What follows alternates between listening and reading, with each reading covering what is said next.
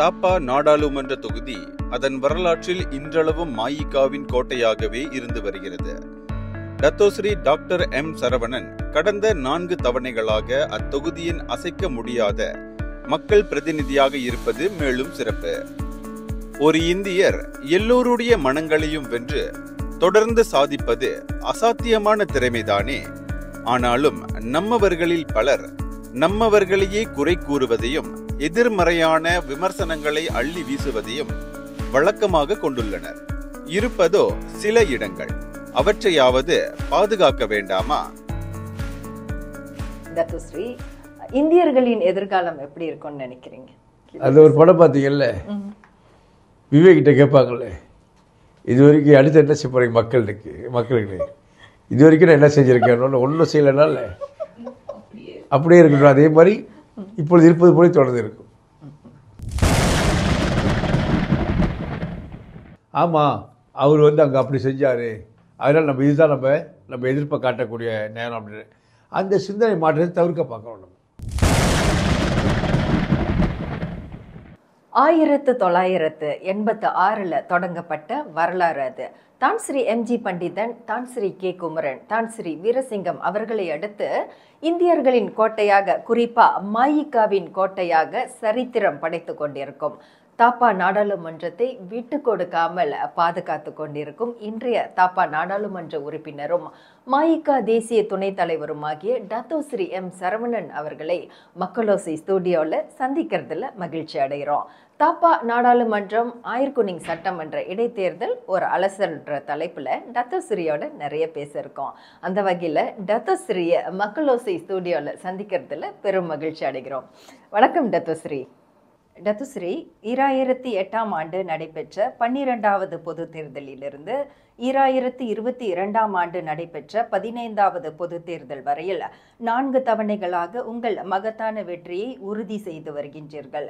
இந்தியர்களின், குறிப்பாக மாயிகாவின் கோட்டையாக இருக்கும் தாப்பா நாடாளுமன்றத்தை காக்கும் இந்த மிகப்பெரிய பொறுப்பு சுமப்பை எவ்வாறு கையாண்டு வருகின்றீர்கள்?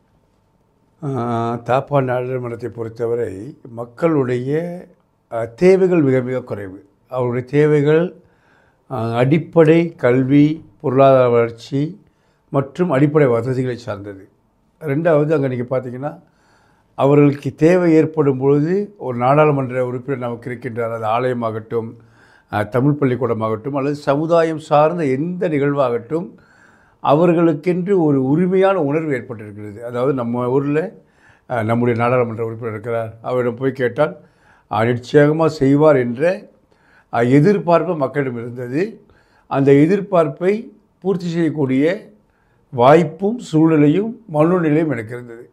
அந்த இரண்டும் சேர்ந்த பட்சத்தில் நமக்கான தொடர்புகளும் உறவுகளும் வலுவாக இருந்த காரணத்தால் இந்த 4 தவணை வெற்றி பெற முடிந்தது. அதை தாண்டி என்னை பொறுத்தவரை நாடாளுமன்ற உறுப்பினர் என்பவர் மக்களுடைய தேவைகளை அறிந்து அவர்களுக்கு உதவி செய்ய வேண்டும். அப்படி நம்ம செய்கிற பட்சத்தில் ஒரு நாடாளுமன்ற உறுப்பினர் தோற்பதற்கான வாய்ப்பு மிக மிக குறைவு. அதுவும் குறிப்பாக கடந்த காலத்தில் நஜீப் அவர்கள் பிரதமராக இருந்தப்போ ஒவ்வொரு தொகுதியும் குறைஞ்சது 6 மில்லியன் கொடுத்தார். 6 மில்லியன் என்பது ஏறக்குறைய ஒவ்வொரு 2 மாதமும் நீங்கள் 1 மில்லியன் செலவு பண்ணால் போதும். அப்படி செலவு பண்ணியிருந்தால் மக்கள் நம்மளை கைவிட மாட்டாங்க. அதுக்கு மிகச்சரிய எடுத்துக்காட்டு அப்படின்னா தாப்பா மக்கள். அன்றைக்கு என்னுடைய இந்த 4 தவணை அனுபவத்தில் அந்த வட்டாரத்தில் இருக்கிற ஆலயங்களாகட்டும், பொது அமைப்புகளாகட்டும், அல்லது அரசியல் கட்சிகளாகட்டும், பொருளாதாரத்திற்காக பெரிய அளவுக்கு மற்றவர்களை போய் கையேந்தி நிற்க வேண்டிய ஒரு சூழ்நிலை இல்லை. எனக்கு தெரிஞ்சு 2008 தாப்பா மாயிகா இது வரைக்கும் யாரிடமும் எதற்காகவும் பணம் வசூலித்ததே கிடையாது. அதுபோல் தான் ஆலயங்கள், பெரிய பெரிய ஆலயங்கள் எல்லாம் கட்டும் பொழுது முழுமையாக நமக்கு கொடுக்காட்டியும் கடந்த காலங்களைப் போல இல்லாமல் ஒரு கணிசமான தொகையை அவர்கள் கொடுத்து அவருடைய சுமையை குறைக்கக்கூடிய அளவில் இருந்தது. அதுக்கு அடுத்து கல்வியில் பின்தங்கியவர்கள், அவர்கள் உயர்கல்வியை கற்கும் பொழுது பொருளாதார ரீதியான உறவுகள் மற்றும் சிறு சிறு வியாபாரிகள் வர்த்தகம் செய்யும் பொழுது ஏதாவது ஒரு ரூபத்தில் அவர்களுக்கு உதவி செய்யக்கூடிய ஒரு நிலையில் கட்சியும் நாடாளுமன்ற உறுப்பினர் என்ற முறையில் நானும் இருந்ததால் இந்த உறவு தொடர்கின்றது. இது இந்த வெற்றிக்கு ஒரு முக்கியமான காரணம் நீங்கள் சொல்லலாம். தாப்பா நாடாளுமன்றத்திற்கு உட்பட்ட இந்த ஆயர்குனிங் சட்டமன்ற இடைத்தேர்தல் நடைபெறுவது உங்கள் பார்வையில் எவ்வளவு முக்கியத்துவம் வாய்ந்தது டத்தோஸ்ரீ? இது ரொம்ப முக்கியத்துவமான தேர்தல். ரெண்டாவது நீங்கள் பார்த்தீங்கன்னா இப்போ சமூக வலைத்தளங்களை பார்த்து நீங்கள் வாக்களிக்க முடியாது. ஏன்னா சமூக வலைத்தளங்கள் யார் யாரெல்லாம் பேசுகிறாங்கன்னு பார்த்தீங்கன்னா அந்த ஏரியாவுக்கே அந்த தாப்பாவுக்கோ லாயர் குழுக்கோ சம்மந்தம் இல்லாதவங்க இவருக்கு போடுங்க அவருக்கு போடுங்க அப்படின்ற ஒரு சுய சிந்தனையில் பேசுகிறாங்க. இந்த தேர்தல் மிக முக்கியமான தேர்தல். ஏன்னா 4 தவணைகள் நாம் இந்த தேர்தலில் வெற்றி பெற்றோம் அப்படின்னா வெறும் இந்தியர்கள் மக்கள் வாக்களிச்சிருந்தால் நான் வெற்றி பெற்றிருக்க முடியாது. ஏறக்குறைய 50% அதிகமாக இருக்கக்கூடிய மலாய்க்காரர்கள், அடுத்து சீனர்கள், ஒராங்காசி, இப்படி எல்லா தரப்பும் வாக்களிக்கக்கூடிய ஒரு தொகுதி தான் தாப்பா நாடாளுமன்ற தொகுதி. அதில் ஒரு இந்தியர் 4 தவணைகளாக நாடாளுமன்ற உறுப்பினராக இருக்கிறார் அப்படின்னா அதற்கு மற்ற இனத்தவர்கள் குறிப்பாக மலாய்க்காரர்களும் வாக்களிச்சிருக்கிறாங்க. இந்தியர்கள் பெருமளவுக்கு வாக்களித்தாங்க, அதே நமக்கு மாற்று கருத்து கிடையாது. இந்த தொகுதியை வந்து பங்கிட்டுக்கிட்டோம் 3 பேரும். ஒரு இந்திய நாடாளுமன்ற உறுப்பினர், ஒரு மலாய்க்கார சட்டமன்ற உறுப்பினர், இன்னொரு சீன சட்டமன்ற உறுப்பினர். அப்போ 3 இனங்கள் இந்த நாட்டினுடைய ஒற்றுமையை பிரதிபலிக்கக்கூடிய வகையில் 3 இனங்களும் தெரிவு செய்யப்பட்ட ஒரு தொகுதியாக இருக்குது. இப்போ தேர்தல் நடைபெற போகிறது. இதில் ஆயர்குண்ணியில் ஏற்கனவே சென்றியாங்கில் ஒரு சீனர் இருக்கிறாரு, நாடாளுமன்ற உறுப்பினர், நான் ஒரு இந்தியர் இருக்கிறேன். இப்போ இந்த மலாய்க்காரருடைய சட்டமன்றம் காலியாக இருக்குது. இப்போ அந்த சட்டமன்றத்தில் 3 இனமும் வாக்களித்தா தான் இந்த ஒற்றுமையை பிரதிபலிக்க முடியும். இதை விட்டுட்டு வெளியேந்து யாரோ சொல்கிறாங்க நான் இவருக்கு போடுங்க அவருக்கு போடுங்க அப்படின்ட்டு அங்கே குழப்படி ஏற்பட்டால் நாளைக்கு ஒரு வேளை இந்த நாடாளுமன்றத்தையும் நாம் இழக்க வேண்டிய சூழ்நிலை வரலாம். ஏன்னா நாம் இப்போ சொல்கிறோன்னு வச்சுங்களேன், இல்லை எங்கள் இந்தியர் நிற்கிறாங்க இந்தியருக்கு போடுங்க அப்படின்னு நாம் பேசுனா நாளைக்கு நாடாளுமன்ற தேர்தல் வரக்குள்ள மலாய்க்காரர் இருக்கார் அவருக்கு போடுங்கன்னு சொல்ல மாட்டாங்களா? இதுக்கு முன்னால் நாடாளுமன்ற தேர்தல் நடக்கும்போது கூட என்னை எழுதித்து ஒரு மலாய்க்காரர் உஸ்தாஸ் நின்றார். அப்படி நிற்கும் பொழுது கூட மலாய்க்காரர்கள் அந்த உஸ்தாஸை பார்க்காம நான் ஒரு இந்தியர் என்பதை கருத்தில் கொண்டு நமக்கு வாக்களித்தாங்க. அப்போ அவர்கள் அந்த நிலையில் வாக்களிக்கும் போது நமக்கும் அதே உணர்வு தானே இருக்கணும். ரெண்டாவது, இந்த இடைத்தேர்தலை பொறுத்த வரைக்கும் நீங்கள் பார்த்தீங்கன்னா மாநிலத்தில் தேசிய ஒற்றுமை அரசாங்கம் ஆட்சி செய்யுது, அதே மாதிரி தேசியத்திலையும் ஒற்றுமை அரசாங்கம் ஆட்சி செய்யுது. இப்போ ஒற்றுமை அரசாங்கம் ஒரு வேட்பாளர் நிறுத்தியிருக்கு, நம்ம அவரை ஒதுக்கிட்டு வேறு யாருக்கு போய் வாக்களித்தா அந்த தொகுதியோட மேம்பாடு எப்படி நடக்கும்? இதெல்லாம் நம்ம சிந்திச்சு பார்க்கலாம். ஆனால் தாப்பா மக்களை பொறுத்தவரை எல்லா காலகட்டத்திலும் மிக தெளிவான சிந்தனை உள்ளவர்கள். அதனால் சமூக வலைத்தளங்கள் வருவதை பார்த்து நீங்கள் வந்து ஏமாற்றி விட வேண்டாம். ரெண்டாவது, நீங்கள் பார்த்தீங்கன்னா நிறைய பேர் இப்போ வந்து கெம்பெயின் அப்படின்ற பிரச்சாரத்துக்கு வராங்க. வருகின்றவர்கள் பெரும்பாலோர் வந்து தாப்பாவுக்கு வெளியிருந்து வராங்க. அவங்க வருவாங்க, இன்னொரு 10 நாள் அவங்கெல்லாம் காணா போயிடுவாங்க. அதுக்கப்புறம் நாம் தான் அங்கே இருக்கணும். அதனால் அந்த பகுதியுடைய வளர்ச்சி மேம்பாடு நம்முடைய நிலைப்பாடு 3 சீர்தூக்கி மக்கள் வாக்களிப்பார்கள் அப்படின்னு நான் எதிர்பார்க்குறேன். டத்தோஸ்ரீ, சென்ற 15வது பொது தேர்தலின் போது எதிர்கூட்டணிகளாக இருந்த கட்சிகள் இந்த இடைத்தேர்தலில் இணைந்து பங்காற்றும் நிலை உள்ளது. இது எந்த அளவிற்கு தேசிய முன்னணிக்கு சாதகமாக இருக்கும் என நம்புகின்றீர்கள்? நிச்சயமாக வந்து இந்த கூட்டணி தேசிய முன்னணிக்கு சாதகமாக இருக்கும். ஏன் அப்படின்னு பார்த்தீங்கன்னா, கடந்த பொது தேர்தல் 3 பிரிவுகளாக நாம் போட்டியிட்டோம். அதாவது பக்கத்தான் அரப்பான் எனப்படுகின்ற கூட்டணி ஒரு புறம், பாரசா நேஷனல் என்கின்ற தேசிய முன்னணி, பிறகு பக்கத்தான் அரப்பான் என்கின்ற நம்பிக்கை கூட்டணி அப்படின்னு 3 அணிகளாக போட்டி போட்ட சூழ்நிலையிலும் தேசிய முன்னணி மகத்தான வெற்றி பெற்றது 2000 வாக்குகளில். இப்போ அது 3 சுருங்கி 2 அணிகள், அதாவது 3ஆக இருந்தது 3இல் 2 பாகம் தேசிய முன்னணி பக்கட்டும், ஒரு பாகம் வந்து தேசிய முன்னணிக்கு எதிர்ப்பாக இருக்கிற சூழ்நிலையில் நிச்சயமாக தேசிய முன்னணி மகத்தான வெற்றி பெறும். ஆனால் இந்த மகத்தான வெற்றி எத்தகையது என்பதை தேர்தலில் வாக்களிக்க வருகின்ற மொத்த வாக்காளர்கள் எண்ணிக்கை கொண்டு தான் உறுதி செய்ய முடியும். இப்போ நீங்கள் பார்த்தீங்கன்னா சாதாரண ஒரு நிலையில் பார்த்தீங்கன்னா போன தேர்தலில் தேசிய முன்னணி ஏறக்குறைய 8000க்கு அதிகமான வாக்குகள், நம்பிக்கை கூட்டணி வந்து ஒரு 6000, அது 2 சேர்த்தினாலே 14000. அப்போ நமக்கு எதிர்ப்பான வாக்குகள் ஒரு 6000 தான் வெளியே இருக்குது. அது தவிர்த்து இப்போ ஏறக்குறைய ஒரு 2000 புதிய வாக்காளர்கள் வந்திருக்காங்க, 1700 புதிய வாக்கு. அப்படி பார்த்தாக்கா நம்ம ஏறக்குறைய ஒரு 15000 வாக்குகள் பெற வேண்டிய ஒரு வாய்ப்பு இருக்குது. ஆனால் இதெல்லாம் வந்து எவ்வளோ பேர் வாக்களிக்க வராங்க? பொது தேர்தலில் வந்து நாடு முழுவதும் 22 வாக்களிக்க வருவாங்க. ஆனால் இடைத்தேர்தலில் அப்படி வருகின்றவர்கள் மிக மிக குறைவு. அதற்கு அடுத்து இப்போ தான் நோன்பு பெருநாள் அரிராயா முடிஞ்செல்லாம் போயிருக்கிறாங்க.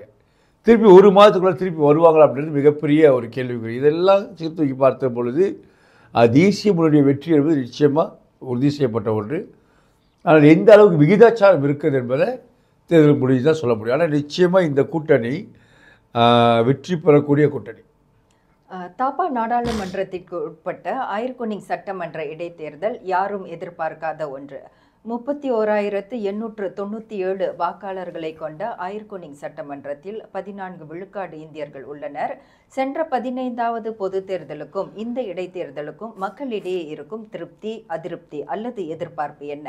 அந்த எதிர்பார்ப்புகளை நிறைவேற்ற இந்த இடைத்தேர்தல் என்ன பங்காற்றும்? டத்தோஸ்ரீ, மக்களிடையே இருக்கின்ற எதிர்பார்ப்பு அவருடைய தேவைகள் பூர்த்தி செய்யப்பட வேண்டும் என்ற நீண்டகால எதிர்பார்ப்பு.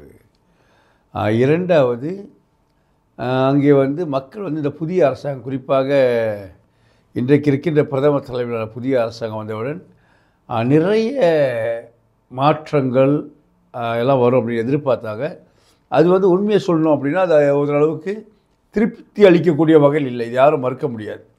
குறிப்பாக இந்தியர்களுடைய மத்தியில் மிகப்பெரிய அதிருப்தி நிலவி கொண்டிருக்கின்றது. இதை நாடே அறியும். அதை சில பேர் அவங்களுக்கு சாதகமாக பயன்படுத்திக்கிறாங்க. ஏன்னா அதிகம் பாதிப்புக்குட்பட்ட இடம் இந்திய சமுதாயம். ஏன்னா கடந்த தேர்தலில் இப்போ இருக்கிற நம்பிக்கை கூட்டணிக்கு 85% இந்தியர்கள் வாக்களித்தார்கள். அவர் வாக்களிக்கும் போது எதிர்பார்த்ததெல்லாம் எங்களுக்கு சமமான ஒரு நிலைமை இல்லாவிட்டாலும் எங்களுக்கு சாதகமான ஒரு சூழ்நிலை உருவாகும் என்று பலரும் எதிர்பார்த்தாங்க. ஆனால் இன்றைக்கு சாதகமான நிலை இல்லாமல் போயிருந்தது மட்டுமல்ல, பாதகமான நிலைக்கு நாங்கள் தள்ளப்பட்டு விடுவோம் அப்படின்ற பயம் நாடு முழுவதும் இருக்கின்ற இந்தியர்கள் மத்தியில் ஏற்பட்டிருக்கிறது. அதை சிலர் பயன்படுத்தி கொண்டு இந்த தேர்தலில் உங்கள் அதிருப்தியை காட்டுவதற்காக நீங்கள் எதிர்த்து வாக்களிங்க அப்படின்னு பிரச்சாரம் செய்கிறாங்க. என்ன கேட்டிங்கன்னா அது நமக்கு மிகப்பெரிய பாதிப்பை உருவாக்கும். ஏன்னா இந்த தேர்தலில் நீங்கள் எதிர்ப்பை காட்டி எதுவுமே சாதிக்க போகிறதில்லை. தேவையில்லாத பகைமையை தான் உருவாக்க போகிறோம். ஏன்னா மத்தியிலும் பக்கத்தால் நடப்பான், மாநிலத்திலும் பக்கத்தால் நடப்பான். இந்த நேரத்தில் உங்களுடைய அதிருப்தியை காட்டி என்ன பலன் அளிக்க போகிறோம்? எந்த பலனும் இல்லை. ஒருவேளை நமக்கு பாதகம் வரலாம். உங்கள் எதிர்ப்பை காமிக்க போகிறீங்களா? அதை காமிக்கக்கூடிய தருணம் இதுவல்ல. சில தலைவர்கள் இந்திய சமுதாயத்தை, அது குறிப்பாக தாப்பால் இருக்கிற இந்தியர்களை வெளியே தவறாக வழி நடத்துகிறாங்க. இதான் தயாரம், நீங்கள் உங்கள் அதிருப்தியை காட்டுங்க, எதிர்ப்பை காட்டுங்க. எதிர்ப்பையை காட்டி இப்போ நம்ம அடைய போவது ஒன்றுமில்லை. இன்னும் சொல்லப்போனால் இதை காமிக்கிறதுனால நமக்கு இழப்பு தான் ஏற்படும். அப்படி இனி வரும் காலங்களில் எதிர்ப்பை காமிக்க போகிறீங்களா? பொது தேர்தல் வரும் வரையும் காத்திருங்க. அதுதான் தருணம், இது தருணம் அல்ல என்பதை உணரக்கூடிய சமுதாயமாக நம்ம மாறணும். நீங்கள் பார்த்தீங்கன்னா ஒரு உதாரணம் சொல்கிறேன். மலாக்கா, ஜொஹோர் 2 மாநிலத்தை தேர்தல் நடந்துச்சு. எந்த மலாய்க்காரர்களும் சீனர்களும் எதிர்ப்பை காமிக்கல. தேசிய முன்னணி பாரிசா நேஷனல் மகத்தான வெற்றி அடைஞ்சி 2 மாநிலத்தில் பார்த்தீங்கன்னா க்ளீன் ஸ்வீப். எல்லா மலாய்க்காரர்களும் தேசிய முன்னணிக்கு வாக்களித்தாங்க. அவங்க நினச்சிருந்தால் அந்த 2 மாநில தேர்தலையும் பாரிசா நேஷனல் மண்ணை கவ வச்சுருக்கலாம். அதனால் எந்த விதமான பலனும் இல்லை. ஆனால் காத்திருந்தார்கள். காலம் கனிந்தது. பொது தேர்தல் வந்தது. பாரிசா நேஷனல் சுத்தமாக காயடித்து 30 சீட்டோடு உட்கார வச்சுட்டாங்க. அந்த மாதிரி ஆக்கப்பூர்வமான சிந்தனை சமுதாயத்துக்கு வரணும். சும்மா அவர் சொல்கிறார் இவர் சொல்கிறார் அப்படின்ட்டு நான் கேட்குறேன். எல்லாரும் சொல்கிற வச்சு இப்போ தாப்பா இருக்க இந்தியர்கள் வேறு இடத்துல ஓட்டு போட்டுன்னு வச்சுங்க. அதே நிலைப்பாடு நாளைக்கு மலாய்க்காரர்கள் எடுத்தாங்கன்னா அப்போ எங்கே போவீங்க? என்றைக்காவது நமக்கு உரிமையோடு போய் உதவி கேட்பதற்கு, ஓடோடி போய் குறைகளை சொல்வதற்கு, அதை சொல்வதன் வாயிலாக சில நன்மைகளை பெறுவதற்கு நமக்கு ஒரு நாடாளுமன்ற அலுவலகமும் நாடாளுமன்ற உறுப்பினர் இருக்கும். இதே நிலைப்பாடை நாளைக்கு மலாய்க்காரர்கள் நம்மால் நிற்கிறாங்க, நம்மளுக்கு போடுங்க அப்படின்னா இந்த நாடாளுமன்றமும் நம்மளை விட்டு போயிடுமில்லை. அப்போ எங்கே போவோம்? இந்த சிந்தனை மாற்றம் நமக்கு வரும். டத்தோஸ்ரீ, இந்தியர்களுக்கு ஒன்றென்றால் துணிந்து குரல் எழுப்பும் ஒரு தலைவர், நாடாளுமன்ற உறுப்பினர் நீங்கள். இது போன்ற நிலைப்பாடு வாக்காளர்கள் மத்தியில் ஏதும் எதிர்மறை தாக்கத்தை ஏற்படுத்தியுள்ளதா? எவ்வாறு எதிர்கொள்கின்றீர்கள்? குறிப்பாக இன்றைக்கு நீங்கள் பார்த்தீங்கன்னா, அதான் நான் சொன்னது போல் இந்திய சமுதாயம் எதையோ எதிர்பார்த்து இன்றைக்கு அவர்களுக்காக பேசுவதற்கு, குரல் எழுப்புவதற்கு கூட யாருமே இல்லாத ஒரு நிலைமை. அப்படியே பேசுகின்றவர்களும் சமுதாயத்திற்கு எதிர்மாறான கருத்துக்களை தான் சொல்கிறார். ஒரு உதாரணம் சொல்லணும் அப்படின்னா, அண்மையில் பினாங்கில் எழுந்த பிரச்சனை. ஒரு சீக்கியர் ஒருவர் நம்முடைய இந்து என்டாமெண்ட் போர்டு, இந்து அறவாரியத்துக்கு தலைவராக வரான்னு ஒரு பெரிய சர்ச்சை ஏற்பட்டது. உடனே நம்முடைய இந்தியர்களே சொல்கிறாங்க, அவர் சீக்கிரம் இந்தியர் தானே. அந்த அளவுக்கு பொதுவெளியில் வந்து பேசுகிறோமே, ஒரு அறிவுபூர்வமாக பேசுகிறோமே அப்படின்ற ஒரு சிந்தனை கூட இல்லாதவர்களாக பொறுப்புக்கு வந்துட்டாங்க. சீக்கியர் இந்தியர் தான், அதில் நமக்கு மாறுபட்ட கருத்தே கிடையாது. ஆனால் சீக்கியர் இந்து இல்லைல்ல, அந்த அந்த அறிவாற்றல் கூட இல்லாதவர்கள்லாம் இன்றைக்கி பொறுப்பில் இருக்கிறாங்க. அது பொதுவெளியில் பேசுகிறாங்க, அது ஊடகத்துலேயும் வருது. நான் கேட்குறேன், சீக்கியர் அல்லாதவர் இந்தியர் அப்படின்னு நமக்கு மறுப்பு இல்லை. ஆனால் அவர் இந்து கிடையாது, அவர்கள் மதமே சீக்கிய மதம். ஒரு சீக்கிய மதத்தை சார்ந்தவர் இந்து அறவாரி தலைமை தாங்க முடியும் என்றால் ஒரு மலேசிய இந்தியன் முஸ்லீமை கூட போய் சொல்லலாம், ஒன்றும் பிரச்சனை இல்லையே. அது சீக்கிய மதத்தவர்கள் ஏற்றுக்கொள்ளும் பொழுது இஸ்லாத்தை தழுவி இருக்கின்றால் அது இஸ்லாத்தை சார்ந்த ஒரு இந்தியரை போடுவதில் என்ன தவறு? நாளைக்கு இப்படியும் போகலாம் இல்லையா? ஆக இது போல் சிந்திக்கக்கூடாதவர்கள்லாம் வரும்பொழுது இன்றைக்கு மக்கள் என்ன எதிர்பார்க்குறாங்கன்னா, அவர்களுக்காக குரல் எழுப்புவதற்கு யாரும் இல்லையே அப்படின்ற ஒரு மிகப்பெரிய ஒரு உணர்வு ஏற்பட்டிருக்குது. யாரெல்லாம் நம்பி வாக்களித்தார்களோ அவர்களெல்லாம் குரல் எழுப்ப முடியாது. ஆனால் நீங்கள் அவர்கள் குறை சொல்ல முடியாது. இன்றைக்கி உதாரணத்துக்கு நீங்கள் பார்த்தீங்கன்னா, அண்மையில் ஏற்பட்ட அந்த மஜினி ஆலயத்தில் சில கட்சிகளை சேர்ந்தவர்கள் காணாமல் போய்விட்டார்கள். சில கட்சிகளை சேர்ந்து பொறுப்பில் இருக்கின்றவர்கள் முற்றாக காணாமல் போய்விட்டார்கள். ஆனால் நம்ம வந்து ஒரு அரசியல் கண்ணோட்டோடு பார்க்கும்போது அவர் குறை சொல்லலாம். ஆனால் இப்பொழுது இருக்கின்ற நிலவரப்படி பார்த்தால் அவர்கள் வந்து ஒரு இனம் சார்ந்து பேச முடியாது. இன்றைக்கி பார்த்தீங்கன்னா பகிரங்கமாக சொல்வது, ஆனால் அது டிஏபியாக இருக்கட்டும் இல்லை பிகேஆராக இருக்கட்டும், அவர்கள் மூவினம் சேர்ந்த கட்சி. அப்போ அவர்கள் அந்த கட்சியில் நிலை பெற வேண்டும் என்றால் தன்னை முழுமையாக இந்தியராகவும் காட்டிக்கொள்ள முடியாது. எல்லா மதங்களுக்கும் பொதுவானவராக தான் காட்டிக்கொள்ள முடியும். அப்போ ஏன்னா அங்கே அவங்களை தேர்ந்தெடுக்கிறவங்க மலாய்க்காரர்களும் தேர்ந்தெடுக்கிறாங்க, இந்தியர்களும் தேர்ந்தெடுக்கிறாங்க, சீனர்களும் தேர்ந்தெடுக்காங்க. அப்போ அவர்கள் வந்து தங்களை ஒரு பொதுத்தன்மையோடு தான் காமிச்சிக்க முடியும். ஆனால் எங்களுக்கு அப்படி இல்லை, மாய்க்காவுக்கு அப்படி இல்லை. எங்களுடைய பேச்சு மூச்சும் இந்திய சமுதாயம் தான். அதனால் வந்து இன்றைக்கு மக்கள் வந்து இதை விரும்ப ஆரம்பிக்கிறாங்க. நமக்காக குறைஞ்சபட்சம் பேசுவதற்காக ஆள் இருக்கிறாங்களே, குரல் எழுப்புவதற்காக ஆள் இருக்கிறாங்களே அப்படின்றது நமக்கு பிரதிநிதிகள் இருக்கின்ற என்ற உணர்வை இன்றைய மாய்க்காவுடைய தலைமைத்துவம் ஏற்படுத்தி இருக்கின்றது. அதனால் நீங்கள் சொன்னது போல் இதில் பாதகம், அதாவது மற்ற இனத்தவர்கள் நம்ம குறிப்பாக நான் போட்டி போடுற தாப்பால் வந்து மலாய்க்காரர்கள் அதிகமாக இருக்கிற பகுதி, அவர்கள் மத்தியில் ஒரு சிறு சலசலப்பை ஏற்படுத்தினாலும் என்னுடைய சமுதாயத்திற்கு, நான் சார்ந்த சமுதாயத்திற்கு நான் நேர்மையாக இருக்கின்றேன், அவர்களுக்காக குரல் எழுப்புகின்றேன் என்பதில் ஒரு மன திருப்தி. டாக்டர் ஸ்ரீ, நீங்கள் எப்பொழுதும் சொல்லுவீங்க, என்கிட்ட கேட்குறத விட தாப்பா நாடாளுமன்றத்தில் உள்ள மக்கள்கிட்ட கேளுங்க, என்ன வளர்ச்சி என்ன நன்மை அப்படின்னு சொல்லிட்டு உங்கள் சேவை பற்றி. அதுபடி நம்ம ஆய்வு செய்ததில் இங்கே பீடோர்லேருந்து வரும் பொழுது தாப்பா தமிழ் பள்ளி இணை கட்டிடம், அப்படி கொஞ்சம் போகும் பொழுது தாப்பா ஸ்ரீ தண்டாயுதபாணி ஆலயத்தின் தோற்றம், அழகிய தோற்றம், அதற்கு பக்கத்தில் இருக்கிற ஆலயத்துக்காக கட்டி கொடுத்த பெரிய மண்டபம், இன்னும் கொஞ்சம் பக்கத்திலேயே தாப்பா மாயிக்கா தொகுதிக்காக ஒரு மண்டபம், கண்ணாடி மண்டபம்னு சொல்கிறாங்க, ஒரு புதிய அழகான மண்டபம். அப்படி கொஞ்சம் போனால் சென்றியாங்கில் ஒரு மண்டபம், அங்கிட்டு பானீர் போனால் ஆலயத்து பக்கத்தில் ஒரு மண்டபம், அயர்குனிங்கில் ஒரு மண்டபம், கம்பம்பாசீரில் ஒரு மண்டபம் அப்படின்ட்டு இந்தியர்களுக்காக நீங்கள் வந்து ஒதுக்கி வச்சுருக்கீங்க, கட்டி கொடுத்துருக்கீங்க.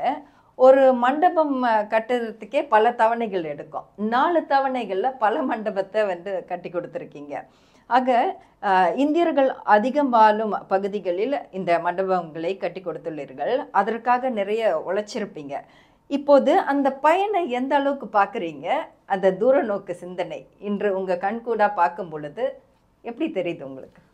இதில் 2 விஷயம் ரமேஷ். ஒன்று, ஒரு நாடாளுமன்ற உறுப்பினர் ஒரு தவணை 5 ஆண்டுகள் இருக்கின்ற பொழுது அவருக்கு வருகின்ற அரசு கொடுக்கின்ற மானியத்தை நேர்மையாக கையாடல் செய்யாமல் அது மக்களுக்கு பயன்படுத்தினால் இதெல்லாம் சாத்தியம். ஏன்னா இப்போ வந்து முன்பு மாதிரி இல்லை. 2008க்கு முன்னால் வந்து ஒரு நாடாளுமன்ற உறுப்பினருக்கு, இதுக்கு முன்னால் செய்யாதவங்க நம்ம குறை சொல்ல முடியாது. ஏன்னா அதுக்கு முன்னால் ஒரு நாடாளுமன்ற உறுப்பினருக்கு ஏறக்குறைய 5 லட்சம் வள்ளி, கூட போனால் 1 மில்லியன் 10 லட்சம் வள்ளி தான் கிடச்சிக்கிருச்சு. ஆனால் நாங்கள் நாடாளுமன்ற உறுப்பினராக, அதுவும் குறிப்பாக நஜீப் அவர்கள் தலைவராக வந்ததுக்கப்புறம் ஒரு நாடாளுமன்றத்துக்கும் குறைஞ்சது 6 மில்லியன். நீங்கள் ஒரு மண்டபம் 1 மில்லியனுக்கு நீங்கள் செலவு பண்ணால் கூட ஒரு தவணையில் 5 மில்லியன் கட்டி கொடுத்துடலாம். அதனால் அது இன்றைய காலகட்டம் வந்து இன்றைய மேல காலகட்டம். ஆனால் வருகின்ற அரசு பணம் மக்களுக்கு போய் சேரும்.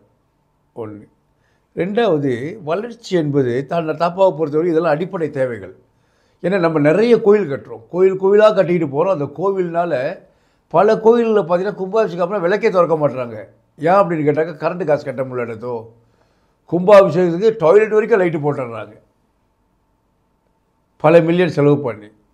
அதுக்கப்புறம் நீங்கள் கும்பாபிஷேகம் அந்த 48 நாள் மண்டல அபிஷேகம் கழிச்சிட்டு போய் பாருங்களேன், பாதி லைட் ஆஃப் பண்ணியிருப்பாங்க. என்னன்னு கேட்டால் எங்களுக்கு வந்து பொருளாதார நெருக்கடினதோ, எங்களுக்கு வந்து வருமானம் இல்லை, கரண்ட்டு காசு அதிகமாக வருது அப்படின்ட்டு. அப்போ கோவில்களுக்கு செலவு பண்ணுறதை விட வேறு எந்தெந்த துறைகளில் செலவு பண்ணால் நமக்கு வருமானம் ஈட்டி தரோம் அப்படின்னு பார்த்தீங்கன்னா, ஒன்று வந்து கல்விக்கூடங்கள் வந்து அறிவு சார்ந்த சமுதாயத்தை உருவாக்கும். அதற்கு அடுத்து இது போன்ற மண்டபங்கள் யாரை சார்ந்து இருக்குது? உதாரணத்துக்கு மண்டபம் வந்து கோவிலை சார்ந்திருந்தால் கோவிலுக்கு வருமானம், அதே போல் தனி இயக்கங்களை சார்ந்திருந்தால் தனி இயக்கங்களுக்கு வருமானம், அதே மாதிரி பள்ளிக்கூடங்களை சார்ந்திருந்தால் பள்ளிக்கூடங்களுக்கு வரும். மண்டபம் என்பது மிகப்பெரிய லாபம் ஈட்டி கொடுக்கக்கூடிய ஒரு துறையாக மாறி இருக்கின்றது.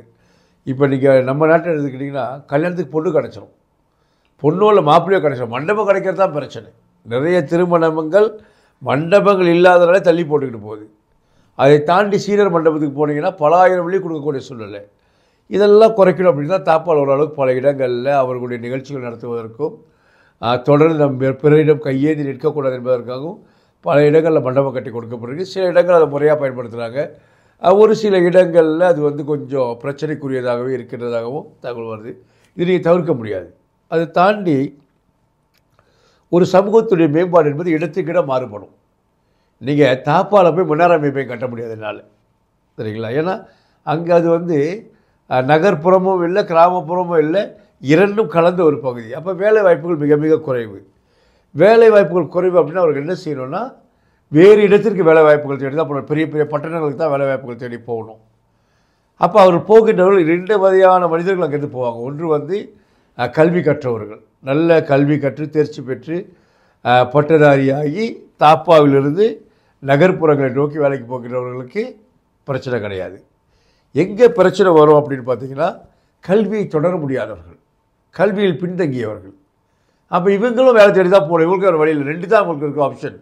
ஒன்று வேலை தேடி போகணும், இல்லை வேலை செய்யாமல் வெட்டியாக வீட்டில் உட்காந்துக்கிட்டு வாட்ஸ்அப்பில் பேசிக்கிட்டு தேவையில்லாத கலாச்சாரத்தில் வன்முறை கலாச்சாரத்தை அவங்களை ஈடுபடுத்திக்கிட்டு, இது 2 தான் அவங்களுக்குள்ள ஆப்ஷன். அப்போ இவர்கள் இதை தவிர்த்து, தவறான பாதிப்பு தவிர்த்து வேலை வாய்ப்பு போகணும்னா குறைந்தபட்சம் அவர்களுக்கு தொழில் கல்வி இருக்கணும். சாதாரண ஒரு குறைந்தபட்ச தொழில் கல்வியாவது அவர் இருக்கணும் என்பதை கருத்தில் கொண்டு நீங்கள் பார்த்தீங்கன்னா இந்த 4-5 ஆண்டுகளாக நிறைய தொழில்திறன் பயிற்சிகள், சாதாரண ஒரு கல்வி கற்காத ஒரு வீட்டில் இருக்கிற ஒரு பெண்மணிக்கு கூட ஒரு கேக் செய்கிறது எப்படி, ஒரு துணி தைக்கிறது எப்படி அப்படின்ற ஒரு கூடுதல் திறன் பயிற்சிகள். அது மட்டும் இல்லாமல் நமக்கு பிற்பாடும் இந்த தொழிற்கல்வி அந்த இடத்துல தொடர்ந்து நடக்கும் அப்படின்றதுக்காக நான் அமைச்சராக இருந்த காலகட்டத்தில் தாப்பாவிலே HRDCO பெறப்படுகின்ற தொழில்திறன் மேம்பாட்டு வாரியத்தோட அலுவலகம் அங்கே அமைக்கப்பட்டு இந்த பயிற்சிகள் தொடர்ந்து அங்கே நடைபெறுவதற்காக அடித்தளம் அமைக்கப்பட்டிருக்குது. இதெல்லாம் இருந்தாலும், அதாவது குதிரையை வந்து தண்ணி வரைக்கும் ஒரு பழமொழி இருக்குது, குதிரையை தண்ணி குளம் வரைக்கும் இழுத்துட்டு போக தான் முடியும், தண்ணி குதிரை தான் குடிக்கணும் அப்படின்றது. இன்றைக்கி அந்த குதிரையை இழுத்துட்டு போகிற மாதிரி எல்லா அடிப்படை தேவைகளும் தாப்பால் இருக்குது.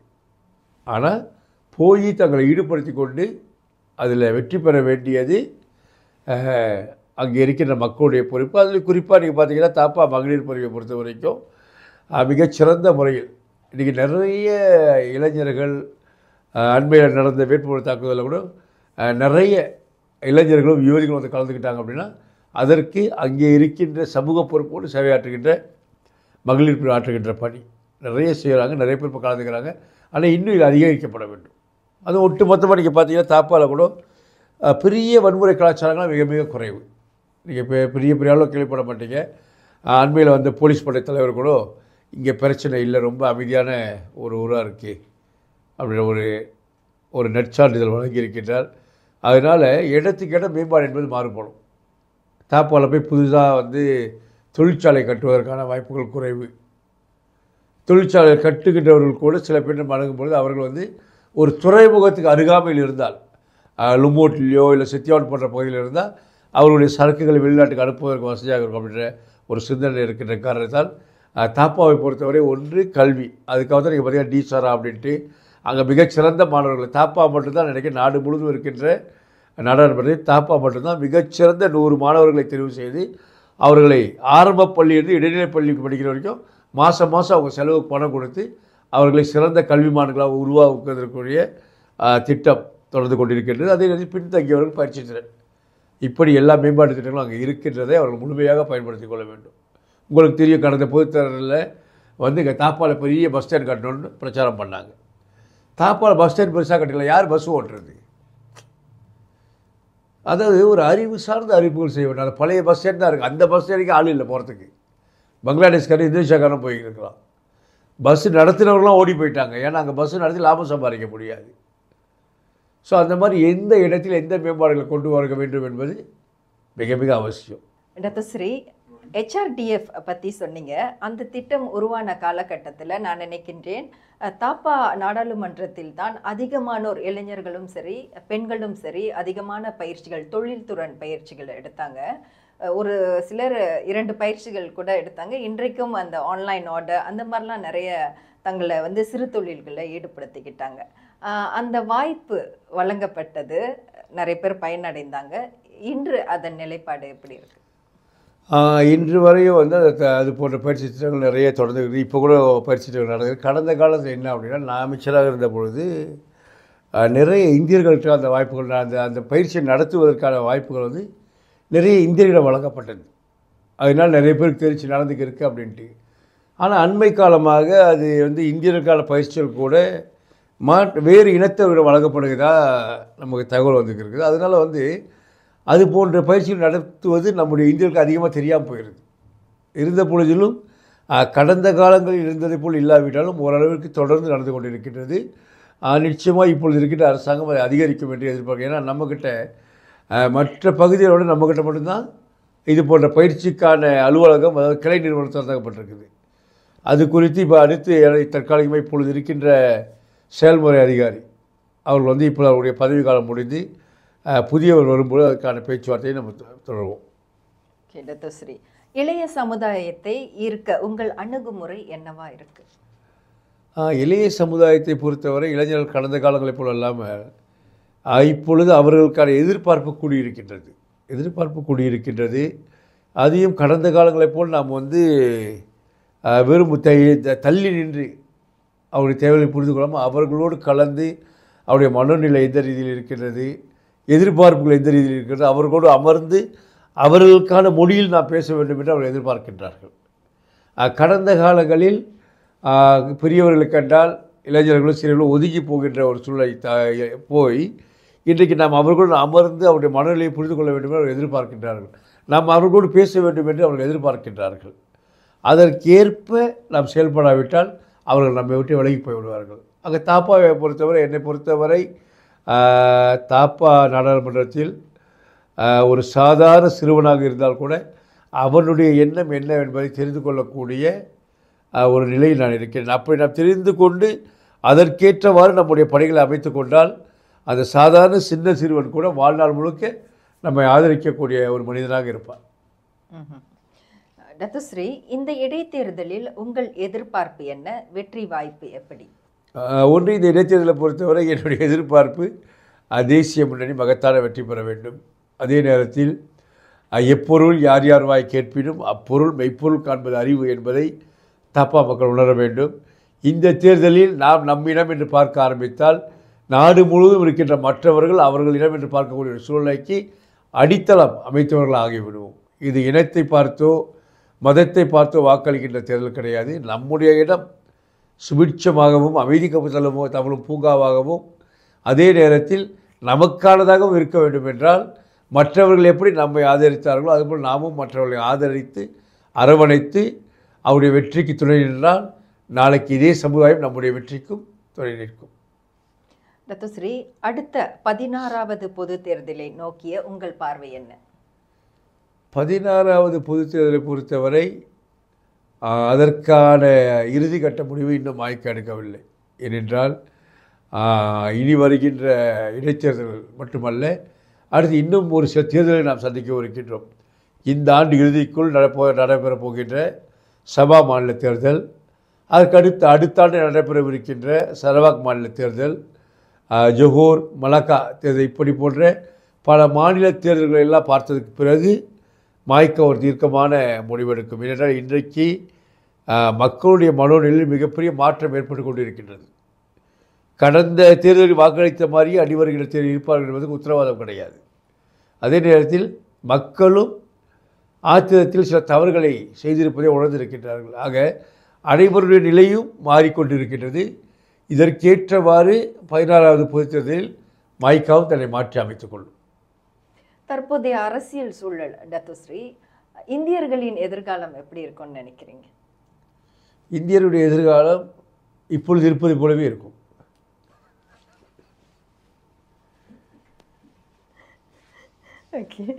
அது ஒரு படம் பார்த்தீங்கல்ல, விவேக்கிட்ட கேட்பாங்கல்ல, இது வரைக்கும் அடுத்து என்ன செய்ய போகிறீங்க மக்களுக்கு இது வரைக்கும் நான் என்ன செஞ்சுருக்கேன், ஒன்றும் செய்யலைனால அப்படியே இருக்கணும். அதே மாதிரி இப்பொழுது இருப்பது போல தொடர்ந்து இருக்கும். ஆனால் மக்கள் மத்தியில் ரமேஸ்வரி, மக்கள் மத்தியில் ஒரு உணர்வு உருவாகி கொண்டு வருகின்றது. அதாவது ஒரு புறம் சமூக வலைத்தளங்கள் பிளவுகளை ஏற்படுத்தினால் பெருவாரிய மக்களுடைய மத்தியில் நாம் ஒற்றுமையாக இல்லாவிட்டால் அனைத்தையும் இழந்து விடுவோம் என்ற ஒரு உணர்வு ஏற்படுத்தியிருக்கின்றது. இரண்டாவது, பெருவாரியான மக்கள், அதாவது இந்த சைலண்ட் மெஜாரிட்டி அப்படின்ற பெருவாரியானவர்கள் அமைதியாக இருக்கிறாங்க. இந்த குறைகுணம் தழும்பும் என்று சொல்கிறது போல் இந்த ஒரு சிறு கும்பல் மட்டும்தான் சத்தம் போட்டுக்கிருக்காங்க சமூக வலைத்தளங்கள். அதெல்லாம் பெருவாரியான மக்கள் அமைதியாக இருக்கிறாங்க. ஏன்னா அவங்களுக்கு தெரியுது என்ன தவறு செஞ்சோம், எதை எழுதி விட்டு ஓரளவுக்கு தெரியுது. ஏன்னா அவருடைய முடிவு தான் 16வது பொதுத் தேர்தலை நிர்ணயிக்கும். இன்னொரு கேள்வி டத்தோஸ்ரீ விடுபட்டுருச்சு. ஆயர்குனிங் சட்டமன்ற இடைத்தேர்தல் பிரச்சார நிலைப்பாடு எப்படி இருக்கு? மக்கள் வரவேற்பு எப்படி இருக்கு? இன்றைக்கு பார்த்தீங்கன்னா தேர்தல் மிக மிக அவசியம் என்ன அப்படின்னா, எந்த பகுதிக்காவது போனால் மக்கள் நம்மளை விரட்டாமல் இருக்கணும். பல தேர்தல்கள் நம்மளால் சில இடங்களுக்கு போகவே முடியாது. ஆனால் தாப்பாவை பொறுத்த வரைக்கும் அந்த பிரச்சனை இல்லை. ஓரளவுக்கு போகக்கூடிய ஒரு சூழ்நிலை. அப்படியே பிரச்சனை உள்ள இடங்களை கொண்டு பார்த்தீங்கன்னா கூட ஒரு அமைப்பு சார்ந்த பிரச்சனை கிடையாது. உதாரணத்துக்கு சொல்லணும்னா, இங்கே போனால் மாய்க்கு அங்கே வராதிங்க, அம்னோ அங்கே வராதிங்க அப்படின்னு சொல்லக்கூடிய அமைப்பு சார்ந்த பிரச்சனை கிடையாது. தனி நபர் மேலே குற்றச்சாட்டுகள் இருக்குது. அதாவது இந்த தலைவர் சரியில்லை, இவர் எங்களுக்கு ஒன்றும் செய்கிறதில்லை, நீங்கள் கொடுத்தா கூட இதை அவங்களுக்கு வேண்டிய ஆளுக்கு கொடுத்தாரு, இது போன்ற குறைகள் எல்லா இடத்துலையும் இருக்கும். அது போன்று தான் இருக்கிறதுலையே பெருவாரியான குறைகளில் மக்களுடைய ஆதரவு நல்லா இருக்குது. என்ன அப்படின்னா, சில இடங்களில் மக்களுடைய சிந்தனையில் ஒரு சில எப்படி சொல்ல ஒரு சில மாற்றங்கள் இருக்கும். என்ன மாற்றங்கள்னால், ஆமாம் அவர் அங்கே அப்படி செஞ்சார், அதனால் நம்ம இதுதான் நம்ம எதிர்ப்பை காட்டக்கூடிய நேரம் அப்படின்னு அந்த சிந்தனை மாற்றத்தை தவிர்க்க பார்க்கணும் நம்ம. ஏன்னா எதிர்ப்பை காட்டுவதுக்கு இது தருணம் அல்ல. நம்ம ஒரு போராட்டம் இறங்கினா அது வெற்றி கொள்ளக்கூடிய போராட்டமாக இருக்கணும். ஒரு போராட்டத்துக்கு போய் தோல்வி அடைஞ்சிடக்கூடாது. அப்படி ஒட்டுமொத்த இந்திய சமுதாயம் எதிர்ப்பை காட்டணும் அப்படின்னா பொது தேர்தலில் ஒரு குரலாக நம்ம நின்னோம் அப்படின்னா நம்ம எதிர்ப்பை காமிக்கலாம். அப்படி நின்னா ஏறக்குறைய ஒரு 60 நாடாளுமன்ற நாடாளுமன்றத்தை நாம் தான் முடிவு பண்ணணும். நீங்கள் பார்த்தீங்கன்னா கடந்த பொது தேர்தலில் பாகாண்டத்தோவில் 300 வாக்கு வித்தியாசம் வெற்றி பெற்றாங்க. நம்ம ஏறக்குறைய அங்கே 8000 பேர் இருக்கிறோம். அப்போ இந்த மாதிரி நிறைய இடங்கள் இருக்கும்போது அந்த இடத்துல இவர்களுடைய தலையெழுத்தை முடிவு பண்ணுகின்றவர்கள் நாம தான் இருப்போம். ஆனால் இது தருணம் அல்ல. அது நிச்சயமாக தாப்பா மக்கள் உணர்வார்கள் என்று எனக்கு நம்பிக்கை இருக்குது. ரொம்ப அமைதியான இடங்க தாப்பா, நிறைய நல்லவர்கள் இருக்கிற பூமி அது.